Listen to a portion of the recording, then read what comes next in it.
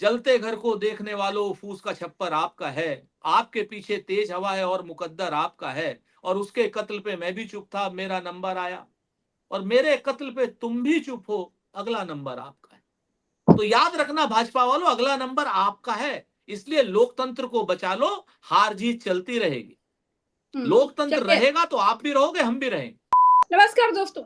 भारतीय लोकतंत्र के इतिहास में ये पहली बार हो रहा है जब भाजपा और चुनाव आयोग की भाषा में कोई अंतर नहीं रह गया है। भारतीय इतिहास में पहली बार हो रहा है जब चुनाव आयोग बेईमान है, ये बात विपक्ष प्रूव करके दिखा रहा है। और चुनाव आयोग बार बार हलफनामे का गाना गा रहा है। ज्ञानेश कुमार के कार्यकाल में चुनाव आयोग के मुंह पर ऐसी कालिक पुती है कि वो शायद ही कभी हट पाए। तो भाई, समाचार भी उनका, खेल भी उनका, एम्पायर भी उनका। कैसे लड़ेंगे भाजपा और चुनाव आयोग दोनों से? आपने तो एक बड़ा पुराना शेर याद दिला दिया प्रज्ञा। कहते हैं ना कि लश्कर भी तुम्हारा है, सरदार तुम्हारा है, तुम झूठ को सच लिख दो, अखबार तुम्हारा है। और इस दौर के फरियादी जाएं तो कहाँ जाएं, सरकार तुम्हारी है, दरबार तुम्हारा है। लेकिन इसका जवाब है, इसका जवाब का जो शेर है वो बाद में बोलूंगा, नहीं तो मुशायरा टाइप हो जाएगा। तो मूल रूप से ज्ञानेश गुप्ता जी इस वक्त एक गुंडे की तरीके से व्यवहार कर रहे हैं। आप बताइए ना, अभी शैलेश भाई भी यहाँ पर हैं, वरिष्ठ पत्रकार हैं। क्या आपने कभी जो कल प्रेस कॉन्फ्रेंस थी उसमें किसी सवाल का जवाब मिला? किसी एक सवाल का भी जवाब मिला हो? जो सवाल राहुल गांधी जी ने उठाए, जो सवाल अखिलेश यादव जी ने उठाए, जो सवाल देश का विपक्ष उठा रहा है, जो सवाल बिहार की जनता उठा रही है, उन सारे सवालों में से किसी एक सवाल का भी जवाब अगर ज्ञानेश कुमार जी ने दिया हो तो मुझे बता दीजिए। और उसके बाद क्या दे रहे हैं? धमकी। कह रहे हैं 7 दिन में हलफनामा दीजिए, नहीं माफी मांगिए। अब वहां पर हम तो समकक्ष है, ना कोई पक्ष है ना विपक्ष है। ऐसे जो एक सस्ते ट्रॉल्स की भाषा नहीं होती, तुकबंदी वाली, वो खाली भाषा बोलते हुए, गुस्सा करते हुए दिखाई दे रहे। हमने कहा भाई, हम ना तो हलफनामा देंगे, ना हम माफी मांगेंगे। और समकक्ष और प्रतिपक्ष और आप ये जितनी बातें जो तुकबंदी वाली कर रहे हैं, तो एक नोटिस अगर आपने अनुराग ठाकुर को दे दिया होता, और अनुराग ठाकुर से भी 7 दिन का, क्योंकि हमने तो एक विधानसभा महादेवपुरा, एक लोकसभा की बेंगलोर की, एक विधानसभा का हमने 6 महीने में किया। अनुराग ठाकुर ने तो 6 लोकसभाओं का एक दिन में करके दे दिया। और वही सारे आरोप मढ़े जो आरोप हम यानी राहुल गांधी जी लगा रहे थे चुनाव आयोग के ऊपर। सेम आरोप है अनुराग ठाकुर के भी। उन्होंने भी कहा कि 2 लाख वोट जो है कन्नौज में, 1.5 लाख, 1,90,000 वोट मैनपुरी में, वायनाड में इतने वोट, रायबरेली में इतने वोट, 6 लोकसभाओं पे आरोप लगा दिया। हमारा कहना है कि हाँ बिल्कुल आपने फर्जीवाड़ा, हम मानते हैं, हुआ है। और वो जो फर्जीवाड़ा है अखिलेश यादव जी की कंस्टिट्यूंसी में, राहुल जी की कंस्टिट्यूंसी में, अगर ये फर्जीवाड़ा नहीं हुआ होता तो ये 2-2 लाख और वोटों से चुनाव जीत रहे होते। अब उसमें भी उनको परेशानी हो गई। हम तो कहते हैं भाई कि हाँ हुआ है फर्जीवाड़ा, हम आपसे सहमत हैं अनुराग, हलफनामा दीजिएगा। वहां पर उनसे हलफनामा नहीं मांग रहे। तो ये जो ज्ञानेश कुमार जी सीधी सीधी सी जो धमकी भरी भाषा का उपयोग कर रहे हैं, इस धमकी में इंडिया गठबंधन का कोई नेता नहीं आने वाला। आज हो या अखिलेश यादव जी की समाजवादी पार्टी का हो, 18,000 हलफनामे उन्होंने दे रखे हैं आज। और उन्होंने तो उसकी पावती आज सारे पत्रकारों को बांटी। उसकी जो रिसिप्ट है वो सारे पत्रकारों को बांटी। 1 साल से ऊपर हो गया वो हलफनामे दिए हुए। 18,000, एक तो हलफनामे तो नहीं, 18,000। काहे गाना गा रहा है चुनाव आयोग हलफनामे का? कारण क्या है? क्या मिल जाएगा हलफनामे से? दिए तो है इतने हलफनामे, क्या कर ऐसा लिए? है ना, मैंने कहा ना आपसे कि उन्हें सिर्फ टाइम बाई करना है। जिस तरीके से सुप्रीम कोर्ट से फटकार पड़ी, सुप्रीम कोर्ट से फटकार पड़ते ही आप देखिए वो रीडेबल जो है 65 लाख जो मतदाता इन्होंने हटाए हैं, उनके नाम दे दिए ना रीडेबल लिस्ट में। आप उन्होंने तुरंत मान लिया ना आधार कार्ड को। अब उनको इस चीज से ध्यान हटाना है। जो बिहार में राहुल गांधी जी और तेजस्वी जी चल रहा है, पूरा इंडिया गठबंधन चल रहा है। लोग कहते हैं ना कि पटना में प्रवेश की खातिर, राहुल और तेजस्वी की खातिर संविधान बचाना है तो वोट करो इस देश की खातिर, ये नारा लखनऊ में, यूपी में चला था अखिलेश जी के लिए और राहुल जी के लिए। इसको हमने वहां पर भी शिफ्ट किया। तो आप इस चीज को देखिए कि आज की डेट में जिस तरीके से पूरे बिहार में पूरी तरीके से भ्रामक सूचनाएं दे करके भ्रामक, और भ्रामक एक नहीं सूचनाएं दे रहे हैं, भ्रामक इतनी सूचनाएं दे रहे हैं कि आपको भरोसा नहीं होगा। कह रहे हैं कि साहब हमने जो वोटर लिस्ट की जो गड़बड़ियां हैं वहां पंचायत स्तर पर दे दी, जी।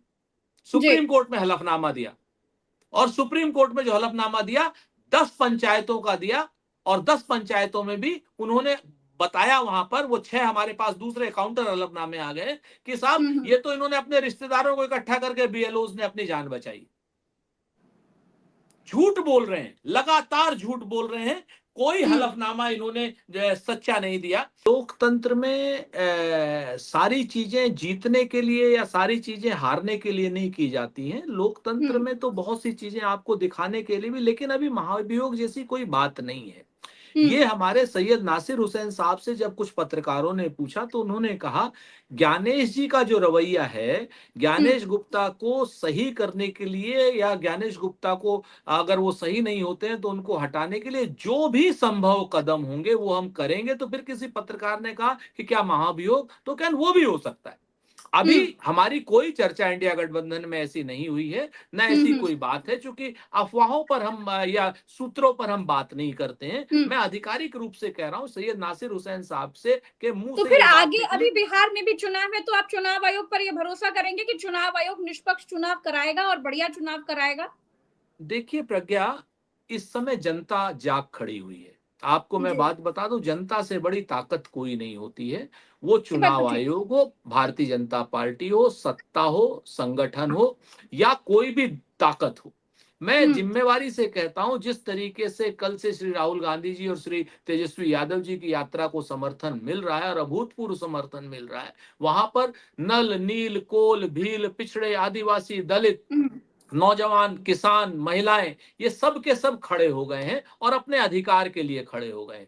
और अपने अधिकार में ये लोग सीधे सीधे से मैं आपको बता दूं, ये जो लोग अपने अधिकार के लिए खड़े हुए हैं, ये गांव के, मजरे के, ये गांव गांव जा रहे हैं, पांव पांव जा रहे हैं, नगर नगर जा रहे हैं, डगर डगर जा रहे हैं, अपने अधिकार को लेकर के इतने सजग प्रहरी हो गए हैं कि अब ये लोग, चुनाव आयोग हो चाहे भारतीय जनता पार्टी हो, अब कुछ नहीं कर पाएंगे। ये मैं आपको फिर जिम्मेवार करेंगे तो उसका भुगतान भुगतेंगे। हम आपको जिम्मेवारी से कहते हैं कि राहुल गांधी जी और तेजस्वी यादव जी की जो जन जागरण यात्रा है, जो अधिकार वाली यात्रा है, इसने वहां के गरीबों को पूरा इकट्ठा कर दिया, क्योंकि गरीबों को यह पता चल गया है कि आज हमारा वोट काटा जाएगा, कल हमारा राशन कार्ड में से नाम काटा जाएगा, 5 किलो राशन और तो कुछ आप दे नहीं रहे, वो होगा, वो कट जाएगा। तो परसों जो आपको लग रहा है सरकार कि की जितनी, जनता आपके लिए रुकिए एक बड़ा रुकिए, आंदोलन एक करेगी? एक मिनट मेरी बात। तो परसों जो है जनता भी क्यों करेगी, उसके पीछे भी कारण वही बता रहा हूं। उसके बाद उनके सारे अधिकार जो सरकार प्रदत्त हैं वो किए जाएंगे, और उसके बाद उनको नागरिकता से हटाया जाएगा, जान लीजिए। और ये सब किसी हिंदू मुसलमान के, इन्होंने जो साजिश रची थी ना, पहले बांग्लादेशी हैं बांग्लादेशी हैं, लेकिन उसके बाद उन्होंने नाम किसके काटे, नल के काटे, नील के काटे, कोल के काटे, भील के काटे, पिछड़े के काटे, दलित के काटे, आदिवासी के काटे, आप देखिए, नौजवान के काटे, किसान के काटे। तो वहां पर ये इन सारे लोगों के संसाधनों को मात्र अडानी अंबानी को दे दें, या दो चार और उद्योगपतियों को दे दें, वेदांता वेदांता के कौन कौन से नाम हैं इनके, उनको देने के लिए, तो अब वहां की जनता सजग हो गई है। तो हम तो जनता को सजग कर रहे हैं, हम जनता की लड़ाई लड़ रहे हैं, जनता के नेतृत्व में लड़ाई लड़ रहे हैं। ये राहुल गांधी जी या तेजस्वी जी के नेतृत्व में लड़ाई नहीं हो रही, ये देश की, बिहार की सम्मानित जनता के नेतृत्व में हम लोग उनके साथ शाना बशाना यानी कंधे से कंधा मिलाकर के लड़ रहे हैं। तो अब चुनाव आयोग की हिम्मत नहीं, हैसियत नहीं कि कुछ करे। और मैं वहां आपके माध्यम से वहां के डर जो गया चुनाव मतलब के चुनाव आयोग? अधिकारी है ना, जो बीएलओज हैं वहां के, मैं उनसे कहना चाहता हूं, आपका लोग बहुत देखते हैं, कि भाई अपनी अपनी नौकरी बचाओ यार। कोई नहीं, कोई चुनाव आयोग और कोई भाजपा वाला आपको बचाने के लिए नहीं आएगा। याद रखना, आखिरी में सब लोग आपके ऊपर जिम्मेवारी का ठीकरा फोड़ करके चले जाएंगे। इसलिए संविधान सम्मत काम करो, क्योंकि राहुल गांधी जी ने आज भी कहा कि आखिरी तक नहीं छोड़ेंगे आपको, सुनील रिटायर हो जाओगे राजपूत, तब भी नहीं आपकी छोड़ेंगे। बात बिल्कुल ठीक है, आप जो बात कह रहे हैं वो बिल्कुल सही बात है, संविधान के हिसाब से ही चलना चाहिए। लेकिन यहाँ पर हो क्या रहा है कि आप चाहे जितने संविधान की बात कर रहे हैं, आप चाहे जितने साक्ष्य रख लें, आप चाहे जितने सबूत रख लें, ज्ञानेश कुमार जी ने सिरे से कह दिया कि राहुल गांधी जी ने जो दिखाए सारे डेटा, जो चीजें दिखाई वो सब गड़बड़ है, गलत है। बताइए क्या कर लेंगे आप, क्या कहेंगे? हलफनामा दे देना ज्ञानेश गुप्ता, दे दे हम्म हलफनामा की ये चीजें गलत है। हम्म अगर है हिम्मत, है हैसियत, है हौसला तो दे दे। और एक फहमीदा रियाज ने एक जगह पे लिखा था कि कुछ लोग हम्म तुम्हें समझाएंगे, कुछ तुमको खौफ दिलाएंगे, और जो है वो भी खो सकता है, और इस राह में रहजन है इतने, कुछ और यहाँ हो सकता है, कुछ और तो अक्सर होता है, पर तुम इस पल में जिंदा हो, ये पल तुम में जिंदा है, ये वक्त नहीं फिर आएगा, तुम अपनी करनी कर गुजरो, जो होगा देखा जाएगा। सच बात यह है क्या कि बात। ज्ञानेश कुमार को हलफनामा दे तो हम जवाब दें उनको कि आप कहिए कि चुनाव आयोग की वोटर लिस्ट झूठी है, आप हमें हम्म वीडियोग्राफी दीजिए, आप कहिए कि 5 बजे के बाद 76 लाख वोटरों ने वोट नहीं डाला था, आप जी कहिए कि चुनाव के ना 5 बजे के बाद 7 से 8% वोट नहीं बढ़े, दीजिए ना हम्म हलफनामा। तो आने वाले समय में इतना आसान अब नहीं इनके लिए हम रहने देंगे, इनको हम नाको चने चबवा देंगे बेईमानी करने के लिए, बेईमानी नहीं करने देंगे इन लोगों, क्योंकि जनता खड़ी हम्म। हो गई। ये खाली अच्छा चुनाव मनोज। पार्टियों का, हम्म पार्टियों हम्म का काम नहीं, ये मूल रूप से जनता वर्सेस सरकार यानी चुनाव आयोग और भारतीय जनता पार्टी का काम है। अब हम्म। इसमें जनता की जीत तय है। सुरेंद्र जी, जी चुनाव आयुक्त ज्ञानेश कुमार जी के ससुर बनने पर एक टिप्पणी आप भी करिए, फिर दूसरा सवाल पूछूंगी आपसे, ताकि बड़ा इंटरेस्टिंग मसला है ये। नहीं, हमने कहा ना कि चुनाव आयुक्त तो इस तरीके की भाषा का उपयोग कर रहे हैं हम्म जैसे चुनाव में जहां मतदान हो रहा है जिस कमरे में, वो मतदान केंद्र न होकर के चेंजिंग रूम हो गया है सही क्या बात वो? है। आप बताइए ना, किस महिला ने आपको आपत्ति करी? और अगर आपत्ति करी तो ज्ञानेश कुमार जी वीडियोग्राफी क्यों करा रहे हैं? और 45 दिन तक वो नैतिक है, 46वें दिन अनैतिक हो जाती। 5 साल पहले रखी जाती थी, अभी 2 महीने 3 महीने पहले हरियाणा के चुनाव में हाई कोर्ट में जाकर के जब ये हार गए तो केंद्र सरकार से इन्होंने आदेश कराया, केंद्र सरकार से नया कानून कराया कि 45 दिन तक की हम वीडियोग्राफी दे पाएंगे। अजब किस्म के ये लोग हैं। मैं आपको छोटी सी एक बात बता दूं, सब समझ जाएंगे आपके दर्शक। पाकिस्तान की क्रिकेट टीम जब पाकिस्तान में लाहौर स्टेडियम और कराची में खेलती थी ना, तो वहां पे जी एक बड़ा पुराना, जब कपिल देव 78 में गए थे, तो बड़ा पुराना एक एम्पायर होता था, शकूर राणा और एक खिदर हयात। शैलेश जी को शायद हो सकता है याद हो, आप दोनों तो नहीं जानते होंगे। शकूर राणा, तो कपिल देव और करसन घावरी बॉलिंग कर रहे थे, तो कपिल देव ने पहली बॉल मारी सरफराज नवाज को, पैड पे लगी उसके, कपिल देव ने हाउस दैट। अगले ओवर में फिर 3 बॉलें उसको मारी, सरफराज खेल नहीं पा रहा था, तो एलबीडब्ल्यू क्लियर था। तो सरफर वो जो शकूर राणा था वो कपिल देव के पास नहीं आया, वो गए सुनील गावस्कर के पास, कप्तान थे। तो उसने कहा यार तेरा मुंडा जड़ा है तो ये पागल हो गया है क्या? कहते क्यों, क्या हो गया? कहते इसको पता नहीं है पाकिस्तान में एलबीडब्ल्यू नहीं दिया जाता, क्लीन बोर्ड या कैच ही लेना पड़ेगा। तो ये चुनाव आयोग जो ज्ञानेश गुप्ता जी है वो शकूर राणा ना बने, वो मूल रूप से एक निष्पक्ष एम्पायर की भूमिका में रहे। 11 खिलाड़ियों से क्रिकेट की टीम को खेलने दीजिए हिंदुस्तान की, 13 खिलाड़ियों से आप मत खेलिए। इंडिया गठबंधन 11 खिलाड़ियों से खेल रहा है, एनडीए गठबंधन 13 खिलाड़ियों से क्यों खेलना चाहता है? क्यों एलबीडब्ल्यू मना है भाई? क्यों? वरना तो हम तो बहुत सिंपल सी बात है, हम तो आपको क्लीन बोर्ड भी मारेंगे और कैच आउट भी करेंगे। याद रखिए हमारी बात को, हम एलबीडब्ल्यू के भरोसे नहीं है, हम बिहार अच्छा, की जनता के भरोसे हैं, क्लीन बोर्ड मारेंगे आपको। लेकिन जिस तरीके की भाषा का ये लोग उपयोग लेकिन कर रहे सुरेंद्र हैं, जी जनता के भरोसे तो पहले भी थे। नहीं, हाँ तो जनता के भरोसे थे ना, तभी तो कुछ। हम्म मैं आपसे फिर से कहता हूं, मैं हम्म 2022 का, मनोज भाई को थोड़ा सा खराब लगेगा, हम्म मैं 2022 का उदाहरण देता हूं। 80 हम्म चुनाव की सीटें ऐसी हैं जहां पर समाजवादी पार्टी 5,000 वोटों से कम से चुनाव हारी है। 80। अगर इन हम्म लोगों ने उन 80 छोड़िए, 403 की 403 के, हम्म मैं आपको बताऊं 403 के 403 के कायदे से इन्होंने बूथ पर काम कर लिया होता तो ये हम्म उन जगहों पे इनके 15-15 हजार लोग बताते हैं वोट कटे, हम्म 4 वोट कटे हैं। ये लोग 250 वोट जीत से, 250 इनके पास सीटें होती। इन तो बता लोगों रहे ने काम नहीं किया। देर से जागे हाँ, समाजवादी देर पार्टी से के। जागे, तभी तो 18,000 हलफनामे दिए। पिछली बार की हम्म उत्तर प्रदेश की सरकार भी चोरी की है, अच्छा, क्योंकि एक बात और, पंद्रह चुनाव हजार आयोग वोट बात। काटे हम्म हर हाँ ठीक बात विधानसभा है, से। अखिलेश यादव ने बोला, बिल्कुल प्रतिलिपि भी दिखाई। अच्छा, एक जी, बात चुनाव आयोग और बार बार कह रहा है कि शिकायत नहीं कोई राजनीतिक दल कर रहा है, कोई आपत्ति नहीं जता रहा है। मतलब इनकी आंखों में क्या मोतियाबिंद हो गया है क्या? इनको राहुल गांधी ने जितना बड़ा दिखा दिया प्रेस कॉन्फ्रेंस करके, नहीं नहीं, पीपीटी में इतना सबूत, वो भी तो शिकायत थी, अखिलेश यादव वो प्रतिलिपि उस बांट ना रहे हैं, वो तो आप मनोज झा कह रहे हैं। वो महादेवपुरा की है, लेकिन चुनाव आयोग फिर से गलत बयानी कर रहा है। 34,000 से ज्यादा आपत्तियां हम लोग दर्ज करा चुके हैं अपने वोटर के माध्यम से। ये चुनाव आयोग की वेबसाइट पे देखा जा सकता है। तो क्यों झूठ, 34,000 ऐसे से ज्यादा, खुलेआम झूठ क्यों बोल रहा है चुनाव आयोग? वो टेक्निकली फंसा रहा है। वो कह रहा है राजनीतिक दलों ने आपत्तियां नहीं दर्ज कराई। हाँ। अरे मतदाता आपत्ति दर्ज करा रहा, वो तो किसी न किसी को वोट देगा। राजनीतिक दल को तो आप मार देना चाहते हैं। जैसे ही हम उन लोगों की आपत्तियां दर्ज कराएंगे, मान लीजिए कि हमने 5,000 लोगों की आपत्तियां दर्ज कराई, उन 5,000 लोगों को तो ये वोटर बनाएंगे ही नहीं, क्योंकि वो जान जाएंगे कांग्रेस को वोट देंगे या तेजस्वी को वोट देंगे।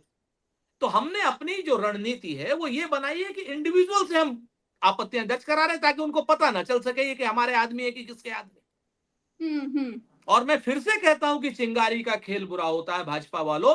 भाजपा की जो लोकतांत्रिक ताकतें हैं वो भी हमसे मिलती हैं, वो कह रही है कि ये गलत हो रहा है। वो मैं आपको जिम्मेवारी से कहता हूं, तमाम लोग हमसे मिलते हैं, लखनऊ में मिलते हैं, दिल्ली में मिलते हैं, वो कह रहे हैं कि ये गलत हो रहा है, वोट की चोरी नहीं होनी चाहिए। तो इस तरीके की जो भाषा इस्तेमाल कर रहा है ना चुनाव आयोग, ये चिंगारी का खेल खेल रहा है।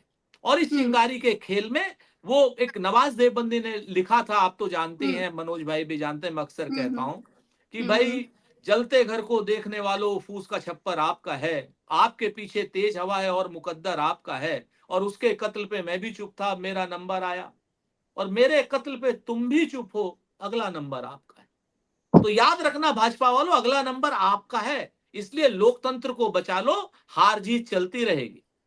लोकतंत्र रहेगा तो आप भी रहोगे, हम भी रहेंगे। हम तो चुनाव आयोग से कहना चाह रहे हैं कि पारदर्शी हो जाइए, सुधर जाइए। आप क्यों लोकतंत्र के साथ जा रहे हैं? आप लोकतंत्र के साथ जाइए। पारदर्शिता से अगर आप काम करेंगे तो निश्चित तौर पर लोकतंत्र मजबूत होगा और आपको याद रखा जाएगा, और वरना फिर आपको कायदे से याद रखा जाएगा। वो कोई याद नहीं रखता है, उसको कोई डर नहीं है। और इतना समझ लीजिए कि ये सब जो आप शैलेश भाई, आध्यात्मिक, ये डरते जो तो आप बड़े बड़े आध्यात्मिक लोग हैं। बातें कह रहे हैं, मैं छोटी सी आध्यात्मिक बात बातों कह दूं, से कि आप सुधर जाओ, आप ठीक हो जाओ, आप नहीं, मंदिर मैं में। छोटी सी बात कह देता हूं, सब लोगों को ध्यान रखना चाहिए। 2 उदाहरण दे दे रहा हूं, कह करके बात खत्म कर रहा हूं, मुझे जाना भी है। एक, बांग्लादेश में शेख हसीना ने चुनाव कराए, 200 सीटों में से 193 जीत गई थी वो। आज की डेट में शेख हसीना कहां है और चुनाव आयुक्त कहां है, सबको पता है। दूसरा, बशर अल असद, सीरिया का राष्ट्रपति, 99% वोटों से चुनाव जीता था, वो आजकल कहां है, सबको पता है। तो हमारे पड़ोस का जो चुनाव हुआ था, जो क्या नाम, शेख हसीना ने जीता था, आज की डेट में वही बांग्लादेशी शेख हसीना को नरेंद्र मोदी अपने यहाँ शरण दिए हुए हैं, हमारे यहाँ शरण दिए, बाकी वो कह रहे हैं बांग्लादेशी है, बांग्लादेशी है, भगाओ उनको। तो और वहां का चुनाव आयुक्त को पब्लिक पीट रही है, उसको पुलिस बचा रही है। ये सब चीजें देखिए, जनता के ताकत को समझिए, जनता के आगे वो करिए। हमारा संविधान बहुत मजबूत है, मैं इस बात को कहकर के ये नहीं कह रहा हूं कि हमारा हाल वहां जैसा हो, लेकिन हमारे संविधान को हाथ जोड़ करके कह रहा हूं, कमजोर मत कीजिए, क्योंकि चिंगारी का खेल बुरा होता है। आज की डेट में बहुत मजबूत संविधान है हमारा, और जितनी स्वायत्त शासी संस्थाएं हैं उन्हें अपने कर्तव्यों का भी निर्वहन करना होगा। अपने अधिकार तो ये लोग सब लोग जान रहे हैं, लेकिन कर्तव्यों का निर्वहन करने में जो लोग फेल हो रहे हैं, इतिहास उनसे जवाब मांगेगा।